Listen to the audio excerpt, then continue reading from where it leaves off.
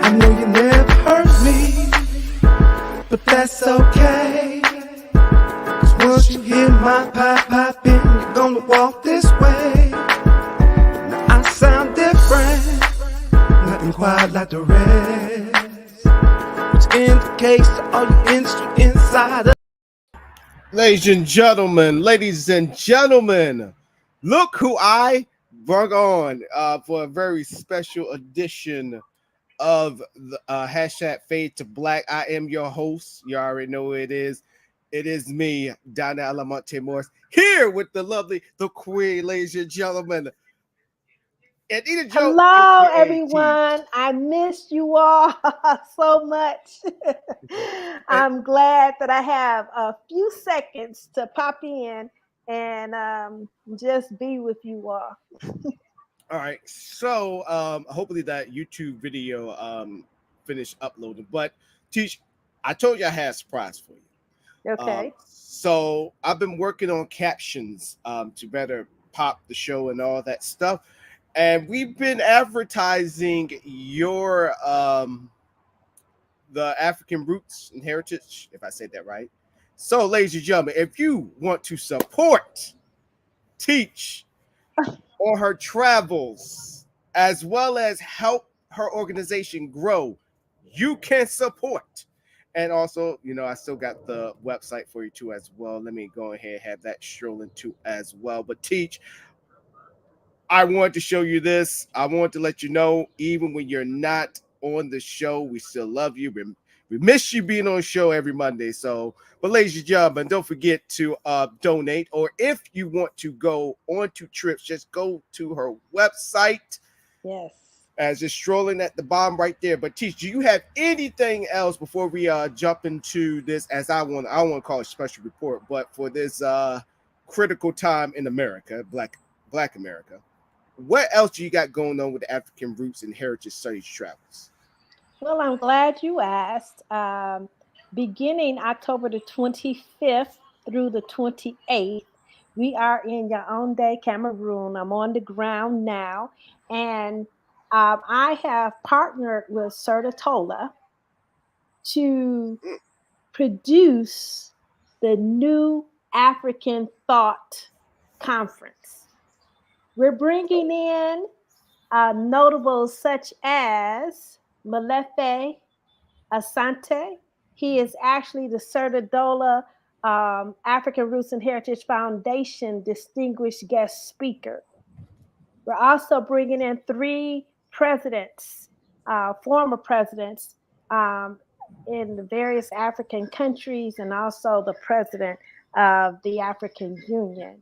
So this is a high-level conference, and what we hope to gain from this conference is a roadmap that all people of African and African American descent can follow to change the directory, to empower ourselves as individuals, as well as to empower our people in communities, our cities, our states, our governments. So we're very excited. Many of the invited guests, they're coming from all around the world. They're coming in. They started arriving. We had a press conference on yesterday, and I'll send you some feeds from that. And we're just very excited. I'm happy to be a part of this for 2 reasons. One, as a history student, when you're in school and you're reading about the great leaders like W.E.B. Du Bois, Sterling Brown, and Emil Kabar, and so forth and so on. When you're reading about these individuals, you see their lives as so powerful and how they created legacies and had an impact. Well, W.E.B. Du Bois, for me, is special because he was the one that created the Pan African Congress. Exactly around 100 years ago, this time. So, in that Congress, we're visiting and revisiting where we were then and where we need to go now in creating that new African thought. So I never thought that when I was in college studying about these great individuals, that I would actually walk the same path as them and walk in their footsteps to do the same or even greater works than these individuals that I named. So I feel very honored to be part of this historical event. And Teach, that is wonderful and that is great. And just for that, I had my other caption for the special edition for this show because it is a special edition. Anytime we teach there, you know it's going to be a special edition. But so I'm just going to keep this just for you and for anybody who wants to donate because I wanted to surprise you with this and all that. But Well, I on appreciate it because of the demands that's on the organization right now. I need staff. I need the operating cash to be able to pay the staff, and every nickel, dime, and quarter, $1,000, $1,000,000 that you want to give is greatly appreciated. And and all donations are tax deductible.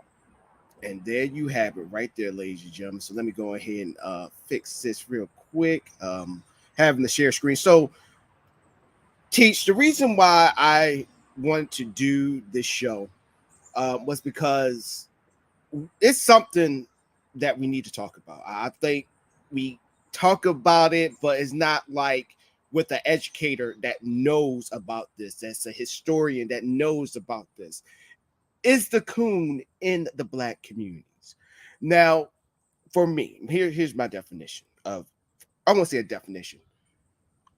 When you have cooning, they're the ones that always combat. Like, I'm gonna use Black Lives Matter. I'm not talking about the organization. I'm not even talking about the grassroots organization. I'm just talking about Black Lives Matter in general. Of you know, of us being pulled over more than our white counterparts, or us just when we get pulled over, we're just begging to get out alive, or systemic racism, all that stuff. That's what I'm talking about when I say Black Lives Matter. But then you have your own that always come back and say, what about black on black crime? Or you have the ones that be like, they blame hip hop music. They're the ones that sit there and say, well, if you stop sagging your pants down, even though I do agree with the sagging the pants down, but they always based upon that. They always say that, well, you got to pick yourself up by your bootstraps and you got to work hard because basically hard work pays off.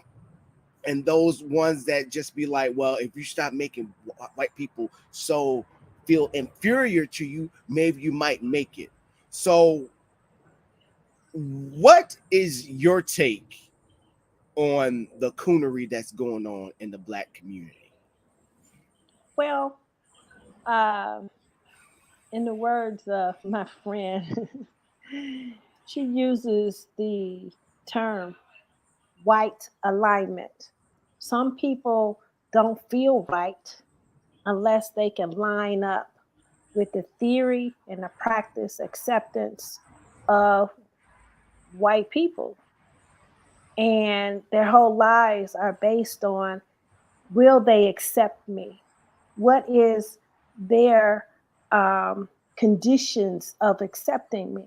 And if that means to alienate yourself from your mother, your father, your sister, your brother, your cousins,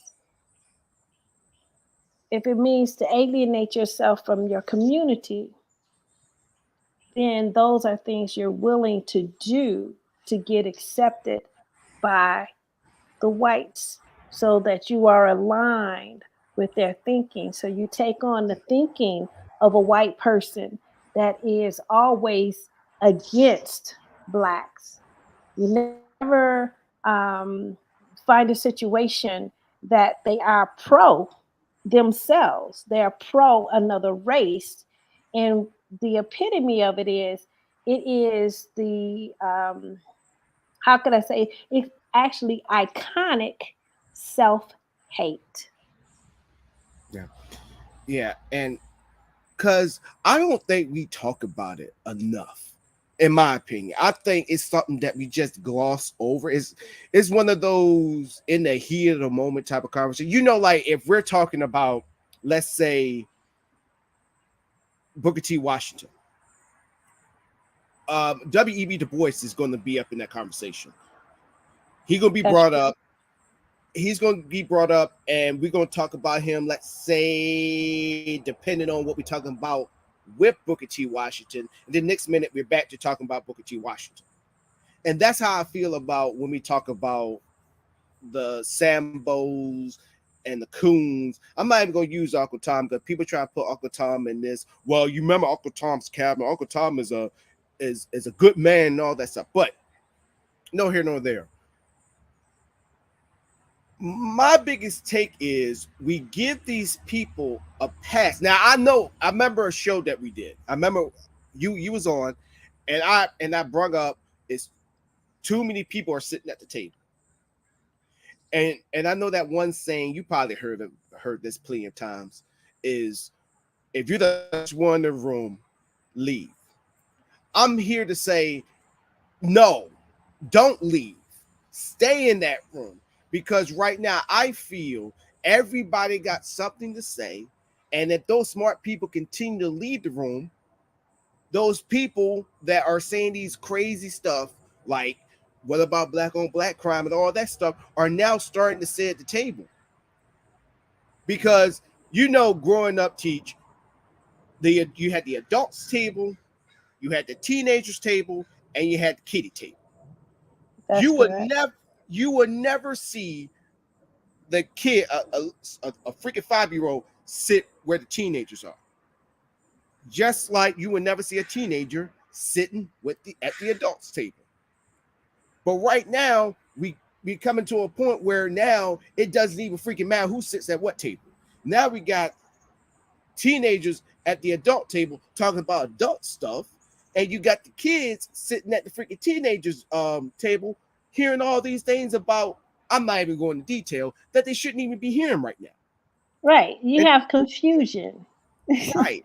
And That's all it so is. yeah, It's just utter confusion. And that's the thing that when you're talking about one topic and someone wants to bring in a totally separate topic that seems similar, those people are deflectors and they're in denial.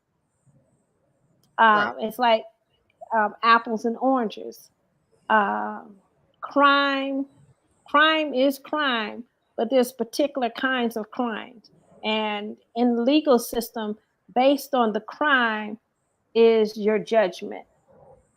So they have first, second, and third degree of the same crime, but depending on how severe it is depend on the type of sentence that you would get. And that's what we have, people that's not honest and really don't want to look in that mirror. They don't want to be that man in the mirror that Michael Jackson talked about, and face the reality, because there's enough problems to go around for everybody to solve. So if we have one problem that's a real problem, let's address that problem without trying to deflect and convolute it so you don't get anywhere, so you don't make any headway. And so what if someone's feelings are hurt? I care less if your feelings are hurt and my son or daughter is dead. Who cares about your feelings? Your right, feelings cannot matter more than mine. And this is what we talk about with self-hate. If my son or daughter is killed, then I'm supposed to just hold my feelings because the way I feel about what you did to my son or daughter, I should hold it.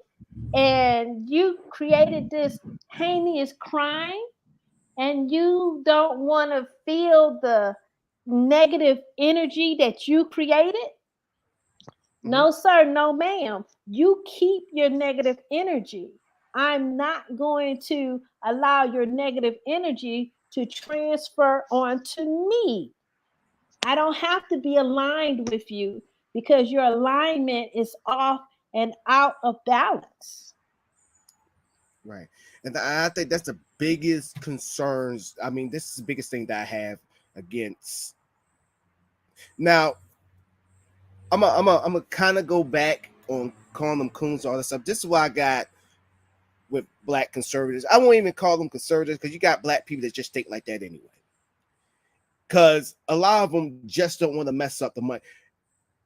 Damn, a lot has hit me. So it hit me like a damn riptide, what you just said. So I think another problem is this. They don't want to mess up the bag. And you got rappers, musicians, and all that stuff out there. And then also, we also get caught up into the black community, where we actually do got hip hop stars that's actually talking about the injustices. 1 minute we criticize, not saying nothing, and then the next minute we're sitting there saying you talking too much about it. We just want to hear the music, and we need to understand that we can't have our cake and eat it too. We can't tell them to do this and do that and do this and do that and do this and do that. I'd rather for them to talk about it. But then you got some that avoids the issue. Now, I'm not trying to make it all about celebrities, but this is in our community in general. Because we also put out leaders, so-called leaders, that's in the position of power in this category too. We want y'all to do this, but then don't do that. Then don't do this. Then you don't do that. And then teach, I'm telling you, your voice came into my mind when I was thinking about that. When you said, this is what it sounds like when you have no black agenda. When you Absolutely. when you have no agenda, you don't know where to go. It's a roadmap. If you do not know where you're going, guess what? You always going to be lost. It's not you're not even lost. You just driving just to drive. It's like a march that have no cause. You're just marching just to be marched. You might as well just walk with a group of people and just talk about random Right. stuff. You remember I told you um, um, um, Al Sharpton, Reverend Al Sharpton, Mm-hmm. had an event in Washington D.C. and they preached and people got happy, but there was no constructive roadmap for the people to follow. I was very disappointed. Yeah, and it's People sad. came out and they were expecting to hear something, and they heard the same old, or they heard nothing that they could take home and construct and begin to build upon. And this is where we are. One of the professors I met with earlier this week asked me to talk about that um, Moses or Mosaic complex that African Americans tend to suffer from, such that they're looking for one leader to lead us out of whatever problem that we are in. And there were the debates between Booker T. Washington and W.B. Du Bois, as well as the competition between Malcolm X and Martin Luther King. And I expressed to him that as a student of history, as I came through and I read these debates, I offer um, a new position for anyone that want to come forward. Is that one, we don't have to have one leader. We just need individual or a group of individuals to have a plan and Yeah, have the means to execute a plan going forward. And um, that's what we're mapping out this week in this conference. And we have to get away from looking for someone outside of ourselves to save us. We have to save ourselves individually. We have to save our own family. We have to save our own community, because what we're saying is we are the master of ourselves. We are self determined. We determine what our families look like. We determine what our community looks like. But if we always looking for someone outside of ourselves, nothing will ever get done, because nobody cares about you more than you care about yourself. And I hate to be on the contrary of this. This is based upon the video seen on TikTok. And hopefully that's not true. So actually I can see I'm actually outside and I have to start unplugging stuff. But my thing is this. The video, I wish I could share this video, probably going to be on the next show, where the guy said the reason why our community will never be together because we always had those Sambos, we always had those coons that love their position and they don't want to mess it up. And it goes back to, I heard a story about the revolution in Haiti, where when they rebelled, they actually killed the coons and the Sambos first, because you go after them first, the master and whoever's aligned with them is not going to know nothing about it. And then also I found out that there was a lot more freaking slave rebellions in the United States. Did not know that. It was a lot more that history don't tell us. But They're not going to tell you. yeah, and They're not so going to tell you because they they want you to believe that slavery was nice and gentle and it was good for African Americans to be slaves. So no, they're not going to tell you that there were many, many, many thousands upon thousand acts of resistance. oh, in the words of Kanye, it was a choice. He He needs his literally said that. medication. Speaking He of needs his medication, medication.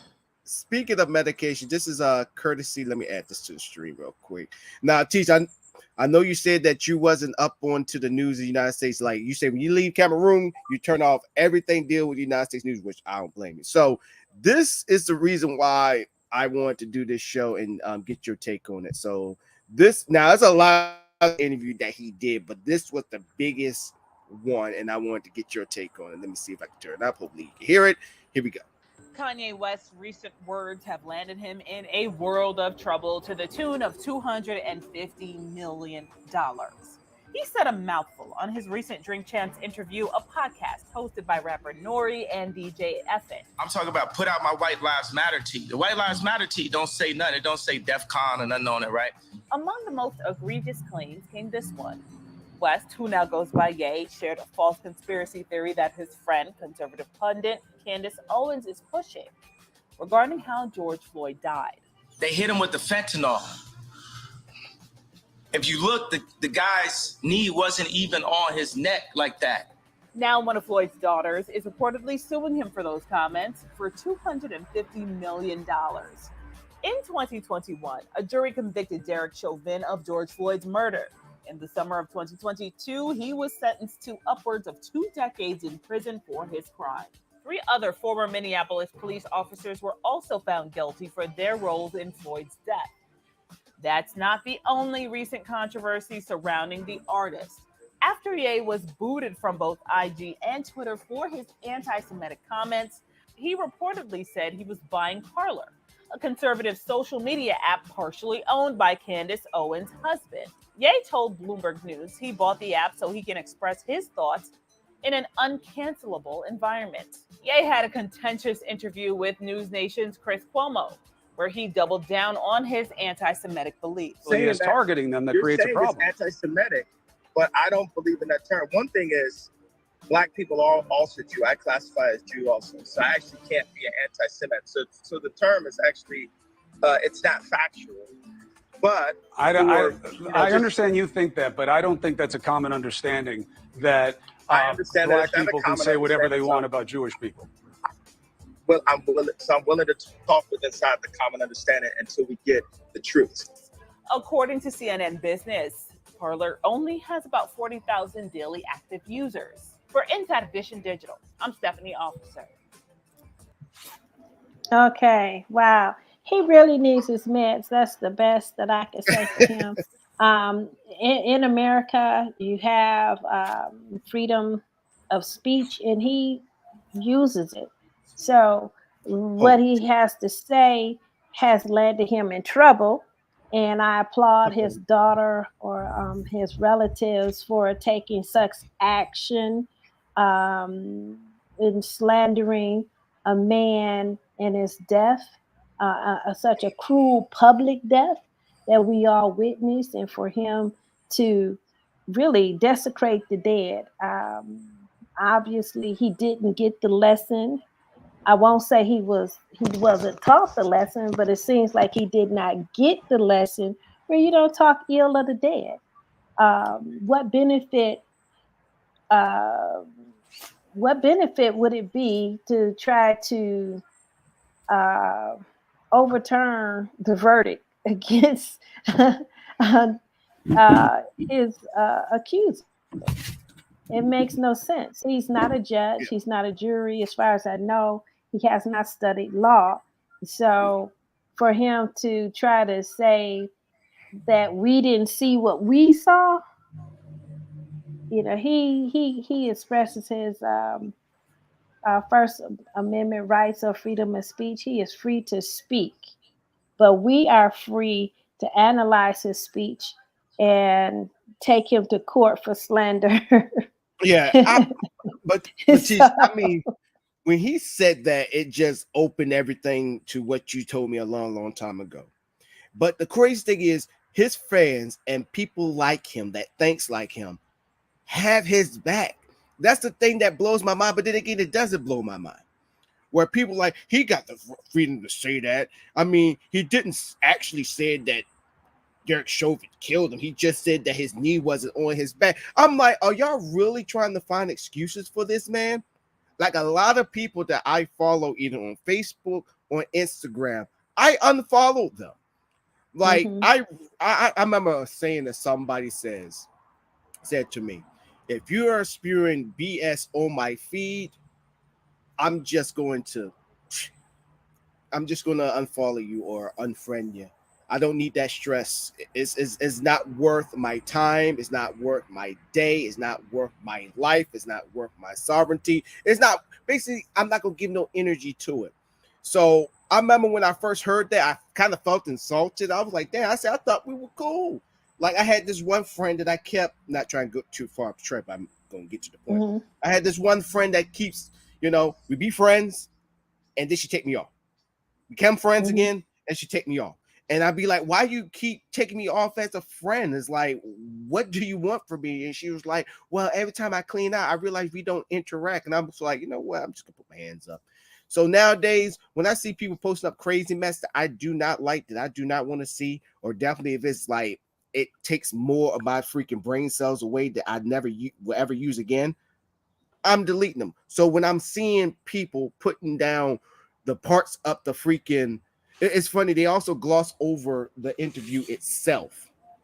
They gloss over the interview of that part and say, well, the other things that they said was great, and this is what he's saying. And I'm like, you're missing the point, because I'm tell you one thing I'm really sick and tired of hearing. Is when they say that hip hop music is the reason why, and this also from the black conservatives, they say, well, hip hop music is just the reason why the black community is so bad. But never think to be like, okay, if they can't rap, now don't get me wrong, I don't like them glorifying the women that they do in the hip hop songs, and then also how they talk about killing each other, and then being the drug lord selling cocaine. I get that, but then you have to think about this. Number one, look at the environment that they had to grow up in. One. Two, what do you want them to rap about? What do you want them to rap about? They can't sit there. You got some rappers that actually came from real rough, humble beginnings. Teach, that's like telling you not to talk about, your rough upbringing when you was in living in Detroit, and since you got a job, just say all the positives about your life, you know, not to where you had to work hard to get your degrees and for you to be in the position that you are. Just talk about the good side of everything. Like, if you like this the whole entire time, you're gonna get what you need, get what you want. So when I hear people sit there and just blame hip-hop music, I'm like, then what you want them to rap about? Well, The floor is yours. you know, what has happened in the age of the internet, the age of Google. Back in the day, it used to be Ask Jeeves. I don't know if he's still around, but uh, and a few other ones that I can't. Atomic Dog or something like that. But Lycos or something like that. yeah, there's still some out there. But what has happened is, with that freedom of speech, everyone thinks that they have an opinion, whether it's valid or not. And I recently got introduced to TikTok, and TikTok is crazy. If you listen to this stuff, you would think that the world is going to hell really fast, but TikTok is accelerating it. And so what we have, we're in the information age. This is the age of Aquarius. um, People have information, people have misinformation, people have good opinions, people have bad opinions. And the thing is that it just gets all mixed up together and comes down your feed. And so for me, um, I know we talked about the black family. You know, who constitutes the family? The man and the woman, because it's from them you will bring forth the next generation. And I often said that if the man and the woman cannot come together and form a family, then we're hit. We are at our lowest. And now the man and woman can't come together. You The first TikTok is the Kevin Samuels type that's dogging out women. Then the next TikTok is the female that's dogging out men. So you never see anyone talking about let us heal. Right. Or As a unity at that woman, point. I have issues. As a man, he has issues. But we have to find a way to be together. Instead, they're finding ways to throw jabs at each other. They're finding ways to kill each other. They're finding ways to expose each other instead of saying, hey, how can I heal? As a woman, how can I heal? How can I bring a healed self to a relationship? And this, the man, okay, how can I heal as a man? How can I bring my healed self to a woman so we can form a family? If you don't have family, you don't have anything. And that's where we're leading. Then you layer it with homosexuality and the dimensions and dynamics that they go through. And it's really bad according to TikTok. I wouldn't want to be your age or younger because you all have issues.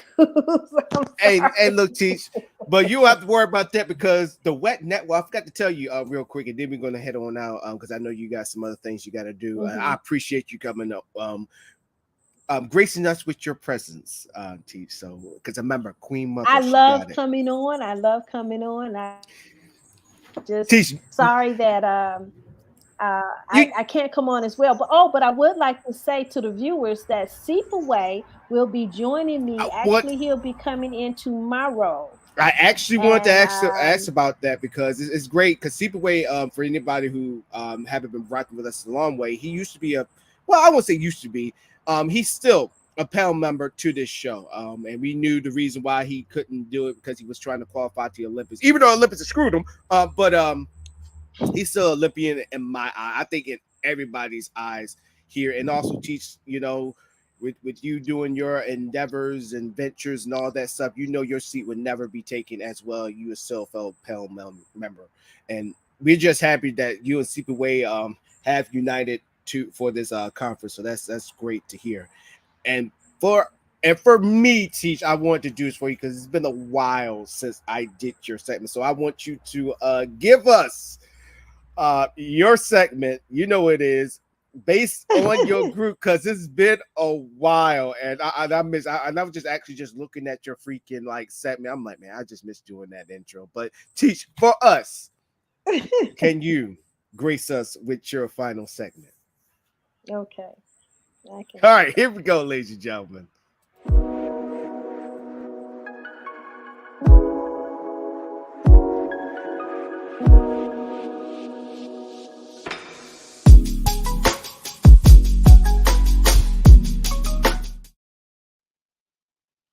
My Yegiba.